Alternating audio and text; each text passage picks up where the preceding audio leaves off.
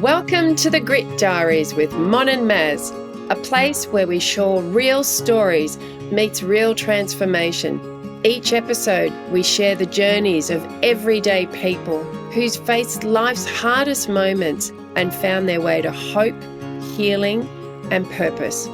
May their courage inspire you and in the world around you. Let's get inspired. On today's episode of the Grit Diaries, we welcome back Mr. Simone Harrison. This is a really special interview for both Mon and I, particularly Mon. And this is about our show, the Grit Diaries, that went from its early inception to current times. And we interviewed the lovely Simone back about 9 months ago. And this is about his journey since that time and our journey as well. It's a very personal one. It's a conversation, it's a celebration on all fronts, and how by sharing his story and how we can all share our stories, how much it can have a ripple effect and help us move forwards in life. So really urge everyone to listen in. It's a little bit different to our usual interviews. We're so excited, and I think you can hear it through the conversation. So listen in. Welcome to another episode of Grit Diaries, Grit to Grace. Hello, Maz, my fellow co-host. How are you? Hey, Mon, I'm excellent. And oh my gosh, this is a much anticipated, very exciting interview that we've got today, haven't we? This one, I have to say, is the piece de resistance of everything that we've been doing to date for me. I know you've got also huge benefits in so many of the conversations that we've had, but this one really is a testament to the power of interviews, sharing your story, podcasts. Shout out to Kintsugi Heroes and shout out to Radio Northern Beaches, who've given us this opportunity of connection and so much more. So I'm going to welcome Simone Harrison again. Simone, welcome. Good morning. Lovely to see you two both this morning, and thanks for having me on board again. Yeah, it's very special to have you back on board, because this is a story that I think people will smile when they hear. And it's a story about sometimes you have to say yes when you want to say no, and other times when you have to say no when you want to say yes. And we'll share what that all means in a moment. But I will say that Maz asked me to do this podcast about 9 months ago, and I didn't want to do it. I was like, no, I'm not feeling strong. This is too triggering. It's too close to my brother's story. No, I don't have the resilience or the capacity to do this story about Simone Harrison. So I will get you, Simone, to share a little bit about your story really briefly for the listeners who haven't heard your story. But more importantly, I want to talk about what it's led to from me wanting to say no, and through the grace of Maz, who said, oh, what did you say, Maz? You said something like, You'll be right. It'll be amazing. I remember the car ride up. In your car, I was in my car, and you're like, oh, I don't know. And then I said, it'll be fine. We will be okay. And then the two of you take over. But I just remember the two of you walking into the station, and it was just like, oh, I'm just going to step out of the way. It was just like magic, and it was magic from that instant moment.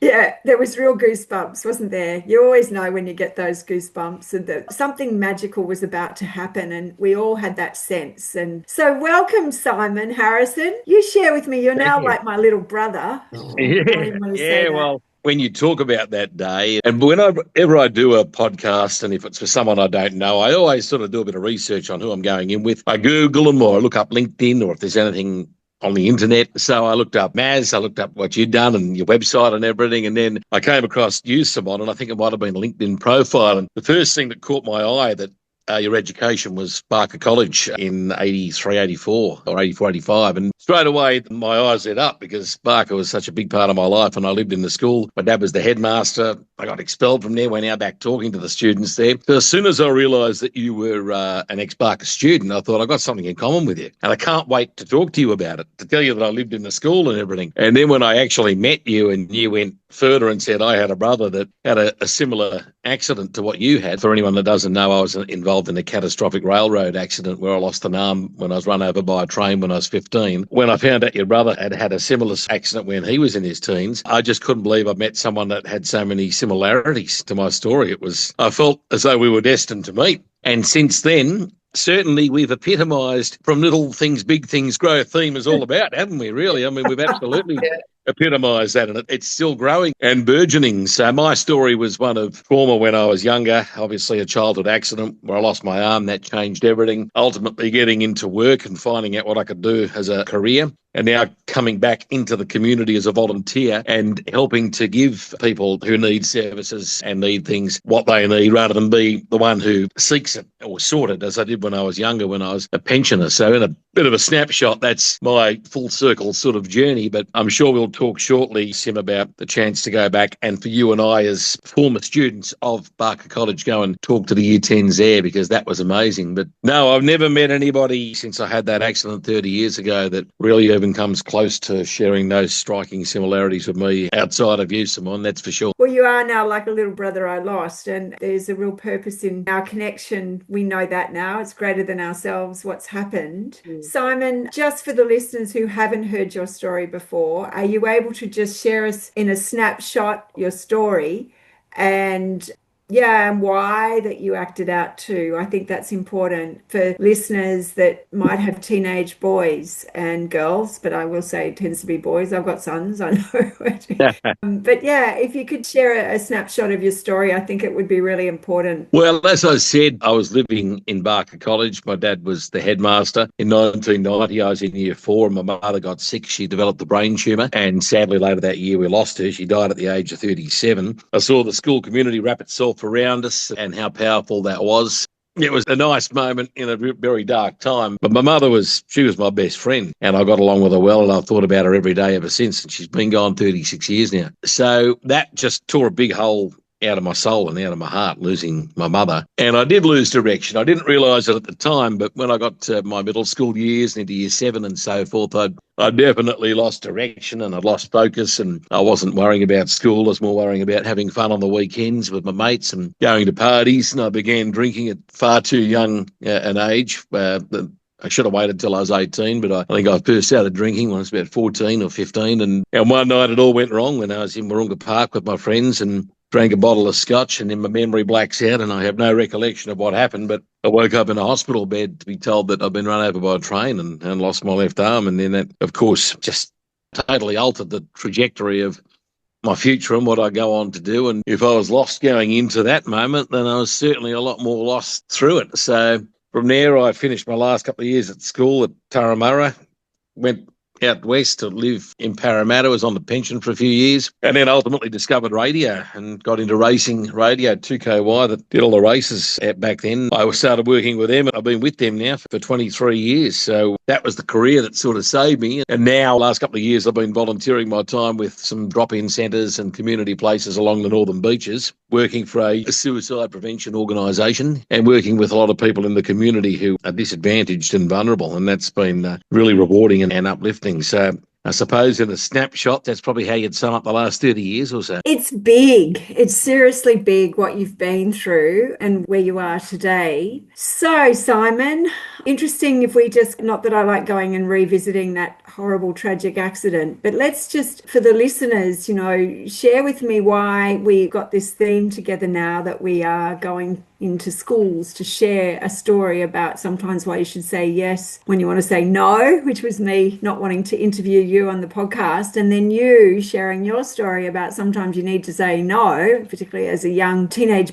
boy full of hormones, when you want to say yes. Do you want to just share a little bit about that and why we've created that theme for schools and for talking with that vulnerable year 9 and 10 cohort of young men particularly, but women as well? Well, yeah, absolutely. The night in question, the 25th of May 1996, when the accident happened, my grandmother was at home. She was visiting from Perth, and we were the only two that were at home, and I didn't want to be stuck at home with her on a Saturday night.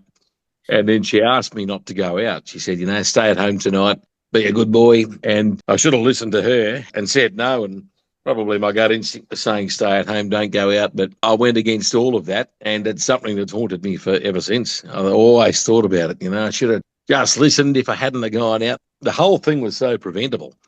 And in so many ways, so many links in the chain that went together to the outcome that was produced ultimately. And had one of those links not been there in the chain, then it wouldn't have happened. So I went against my gut instinct and I went out there, and it's haunted me ever since. So definitely that is a message that we want to get across, is that don't bow to peer pressure, or if you do have a gut feeling, or even if someone is a loved one that knows you well has a gut feeling and they're saying no, then maybe it's best to listen to. So I wish to God I had said no so many times. I mean, it can consume you if you let it. It really can. Oh yeah, it can just build into a really terrible spin. You know, that word should have, they say is one of the worst words that should ever say. You know, it's not a helpful word. You should have, would have, could have. Yeah, that voice, that intuition, that inner voice that we so often don't listen to. There's a lot of studies showing that people are not listening to it at all because we're so not in our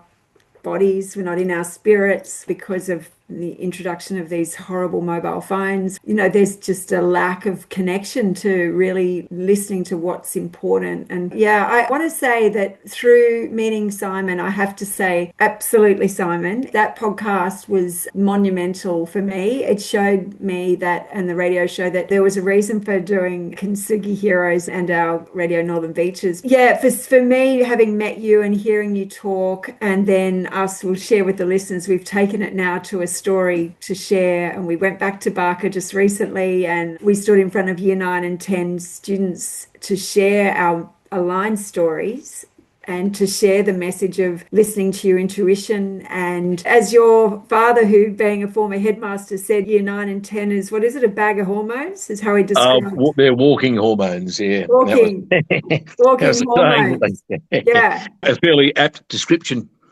Yeah, and just share about what you found talking at Barker recently in front of all those year 9 and 10 students, literally almost 30 years to the day of the accident. Oh, that was an incredible feeling. Walking in there with my dad was amazing. It was good to have him for support as we walked through the gates. Having him there just put me at ease, made me calm. I knew that he'd done hundreds of school assemblies and speech nights, and he'd been to all these things. It was water off a duck's back, and I found it very calming. In fact, when we went into the Leslie Hall where we were, that was the hall where my father used to do a lot of play nights and musicals. And I remember going in there even before I went to Barker, when I was in year 1 and year 2, I'd have been 7 or 8 years old. And I'd be running around the Leslie Hall behind the curtain and up on the catwalk and up in the gallery. And I knew the place like the back of my hands. To go in there and look around and just feel all that around me again was absolutely amazing. And then to get up there and stand in front of the kids and talk to them. And as I said 30 years ago, I was exactly where you are now at the end of term 1 in year 10. So this is a really important part of your life. What would I say to myself if I was sitting in the audience? And I thought about what I could say and what messages would I pass on to that boy, and hopefully influence some very poor decision-making that he was about to make and turn things around. But the opportunity to go back to Barker after so many years was a very powerful healer for me, because it's been that point in my life. I had what they call complex PTSD. Now, that is a term that in the modern day gets loosely thrown around. People say they got PTSD for this, PTSD for that. I mean, real post-traumatic stress disorder is a traumatic event that you cannot move on from, that you get triggered by with certain things. I mean, it's a serious condition. You don't get PTSD from losing a job or busting up in a relationship or anything like that. Sorry. You get it from going through a catastrophic life-changing accident like I went through. That's proper PTSD. You get it from going to a war zone and watching people get killed around you. And I had proper complex PTSD from that accident. My brain was frozen where these kids were right now for the best part of a quarter of a century, to the point where for about 15 years, 90% of my dreams would be to do with being somewhere in Barker around that time, around the train station, 1996. Sometimes I'd be young. I'd be the age I was when it happened, 15 in my dreams. Other times I'd be an adult in my dream. Just was all over the place. But it was a recurring theme. It was a classic recurring nightmare. Now that I've been able to sort of process it and I've done a lot of therapy, I've been able to sort of slowly overcome it, and those dreams aren't anywhere near as bad as they used to be. And the PTSD are getting better. But I tell you what, standing on the stage of the Leslie Hall and addressing those kids the other day at Barker College, there are no amount of hours on the psychologist's couch that can give you therapy like that. That is the best therapy you will ever get. And it just felt like I was slaying a dragon. It almost felt like it was the final thrust of the sword through the dragon's heart. And it's taken 30 years to get there, but that's what it was. It was an absolute healing marker for me, and just a nail through the coffin. That is the monster of PTSD, and PTSD is a horrible, horrible condition. I've always said this, and people might disagree with me, and that's fine, but in my opinion, depression is a walk in the park compared to PTSD. So it really helped me overcome that. And even now, I just feel this huge weight that's lifted off my shoulders, and I kind of feel like I'm free and the shackles have been broken. Yeah, to give you a little idea of how powerful it was, I suppose that's an example. That's what it feels like for me. Yeah, I feel like St. George slayed the dragon. Yeah.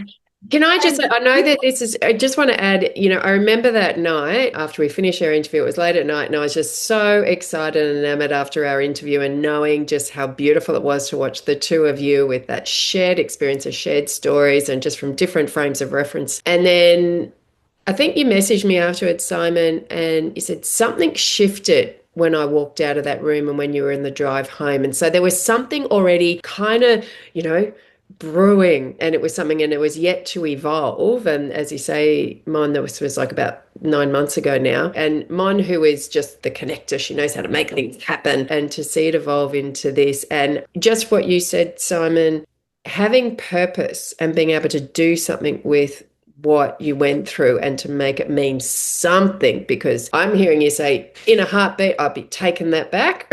I'm not all peace, love and mung bean. I'm so glad it happened. You're like, no, I would take this back. Thank you very much. And we are where we are. And for you to actually be able to have something meaningful, and you just never know which boy was sitting in your audience last week who it might not be his grandmother that says, I don't think you should really go out. It's actually your voice in their head now, just going, yeah, might want to think about that, dude. And that may have been enough that you have now impacted this generation. Well, and it's a symbol of where I am in my own life with my own healing and my own maturity, because it's not something that I would have done 20 years ago, possibly not even 10 years ago. But to be able to go up there and then tell everyone what happened to you and try and learn from this, that's an uplifting feeling. It's a good feeling to be able to pass that on to someone else, that they can learn from your mistakes and possibly save themselves a lifetime of pain and hardship from learning from your mistakes. And that's not an easy thing to do, because you're effectively nailing yourself to a fence and saying, don't do what I did. But to be able to unburden yourself from carrying the shame and the guilt and everything from around what happened and the embarrassment to help somebody else is very rewarding. I've discovered that now, I realise that now, and it's a sign of my own maturity, I think, with the whole situation. But if I can just save one person, or someone takes on board what I say, then it's all been worth it. Someone once said to me, what you need to do is you need to make the best of a very bad situation. And I think that's true. I think I've got to try, and even though I've been heavily affected by the events of that night, I now just want to be able to make the best of my situation, whatever that may be.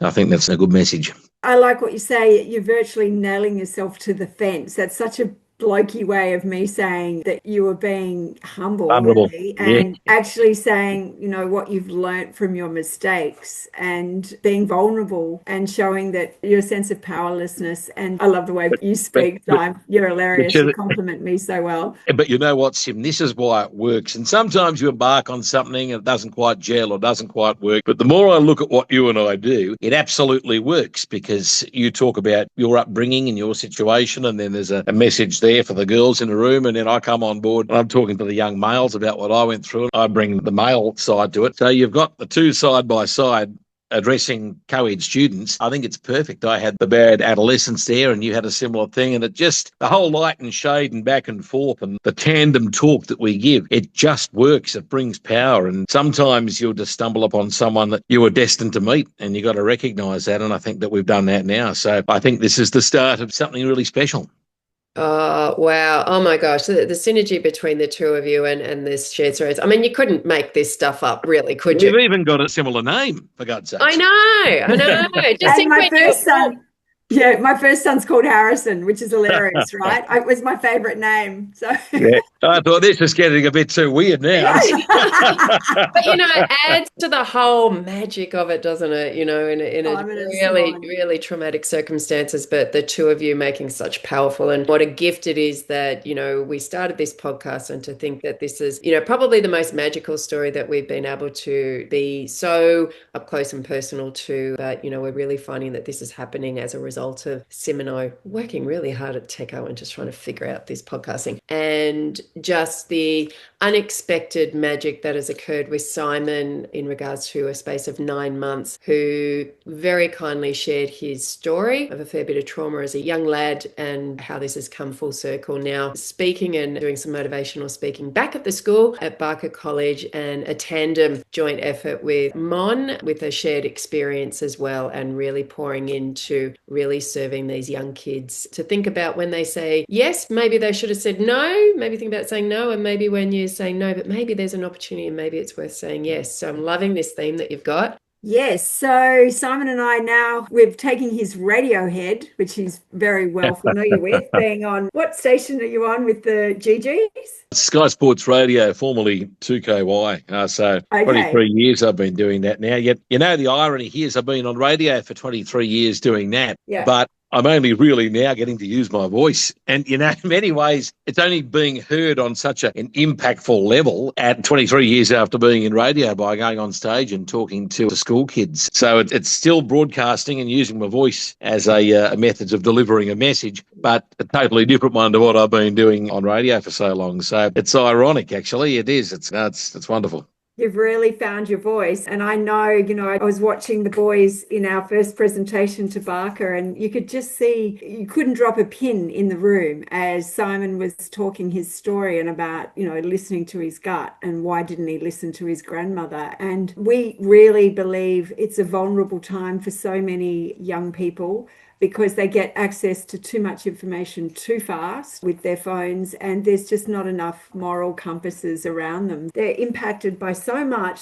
and particularly if their social algorithms are in the darkness kind of zone, because you can choose darkness or light. I'm fortunate, I tend to choose light, so I get a lot of talks about recovery and things that lift me up. But I know if you're on that cycle of doom and gloom, your algorithm will keep sending that to you. I constantly tell students that, start to challenge your algorithm, because it can be so destructive. And so Simon and Simone are out now talking to year 9, 10s that the bag of hormones use. We're kick launching it through, thank goodness, thank you to Kintsugi Heroes and Radio Northern Beaches. So there's some real gold nuggets that have come out of this connection. And Maz, thank you for making me say yes when I wanted to say no. I didn't want to, it really didn't want to. And it was interesting because Maz, the bit I remember is you saying to me, I have a sense something good's going to come out of this. I remember you saying it, and I was like, it's too triggering for me. I don't think I can do this interview. So yeah, so much good comes out of, sitting and listening to wise others around you to sometimes do things you don't want to do. Well, I think I have to just do a quick shout out to Tammy Sheedy as well, who was a person that introduced Simon and myself way back. That's a story that was shared on our previous podcast. I probably won't share it here. I spoke to her the other day and I said, you can't believe what's come from this. I said, you're the one I've got to thank. It's where it all started with you. It's all who you know, someone in the community, a conversation happens there, and I'll put you in touch with the person, and that grapevine gets to work, and before you know it, you've got a really golden connection. So I thanked her the other day for that. I think she could be your agent. Yeah, well, every chance. Incredible beautician and doubles as an agent now too. But it's been an amazing, just this last week since Barker, my head's been spinning. I think it's a really powerful message. The one thing I'm learning with this talking circuit is how important it is to bring the message and to bring the lessons, when for so long I was just always been a storyteller. I just wanted to bring up the old funny stories and have a laugh, and probably didn't pay enough importance to delivering the message, but I'm learning that now as I go. You see, it's life as an education process. You never stop learning for as long as you live. And now I'm stepping into this world. I'm learning all of that now, how important it is to bring the message. And when I really sit down and put pen to paper, I can bring a lot of lessons that I've learned over the years to the table. And I think that we'll make a real impact and be a wonderful asset to the high school community around Sydney in developing programs and that to just educate young adolescents moving forward into adulthood. Definitely, this is what I want to do. Wow. Yeah, it's exciting and fun. And I look forward to walking the journey with you, Simone Harrison. Thank you for coming on today to Grit Diaries again, just to share the gold nuggets of what the Grit Diaries, Kintsugi Heroes have helped us discover. So thank you so much, Maz and Simone. And yeah, I can't stop smiling. Thank you. I'll see you on stage somewhere. Yeah. Okay. And thank you, both of you, Mon, Simone, for being here. It is a testament to, really, again, for Mon and I, the grit to actually get this radio/Kintsugi Heroes program off the ground. And it really was a lot of grit that was taken. Maybe not for some people, but for us. And, to think that this is one story that's come out of this in terms of how it's impacted another life, which then has proliferated and already impacted some incredible young boys at Barker College. The ripple effect just from sheer tenacity and not letting go. And for Mon, for you saying yes and sort of, when you wanted to say no. And for Simone to say yes to going out to Barker College. It's a new platform for you, and to see that, in the end, it had some incredible impact. So go, everyone. And that's what happens when you listen to, your gut, and you forge along and do what you're doing now. So thank you from the Grit Diaries, and until next time. Thank you for joining us on the Grit Diaries, From Grit to Grace. If today's story has moved you, share it with someone who needs a little hope. Remember, from grit, we can find grace, and from grace, we can find inspiration. Until next time, look for the joy, keep safe, stay grounded, and never forget that there is a strength within your own story. Take care.